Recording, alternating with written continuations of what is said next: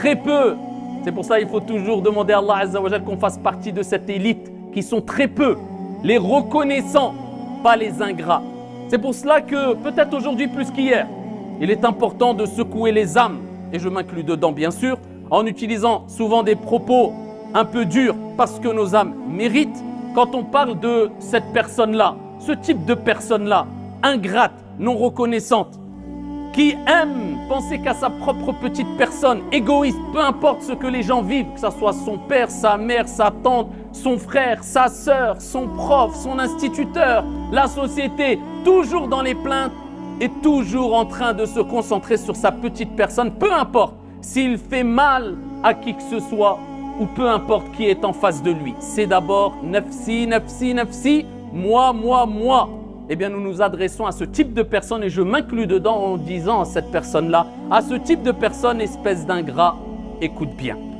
Il faut savoir que celui qui est ingrat, eh bien, te répondra toujours avec de l'ingratitude parce qu'il a ça en lui, bien que tu te comportes bien avec lui malheureusement, parce que tu ne fais que alimenter son mal.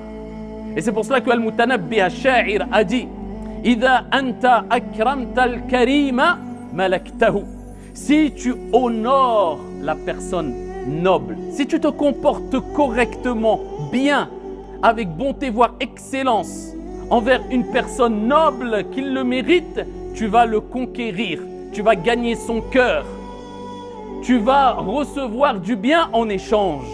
Mais par contre,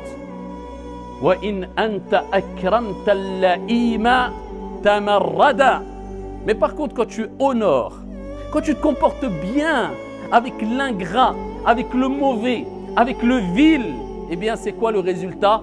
Il va se rebeller. Et c'est ce qu'on voit. Des gens se rebeller malheureusement de par leur ingratitude. Et ça détruit, et ça gangrène, et ça divise, et ça fait très mal. Mais quelquefois on n'en a pas conscience. Et quelquefois on peut le voir chez autrui sans savoir que nous aussi on agit avec ingratitude. De toute manière, l'être humain, à la base, a beaucoup de faiblesses. C'est comme ça, Allah nous a créés comme cela. Donc quand je blâme ma propre personne parce que je m'inclus dedans et je fais partie de An-Nas, les gens. Et Allah, quand il parle des gens, qu'est-ce qu'il dit? Innal insana li rabbihi lakanoud. L'être humain, il parle des gens.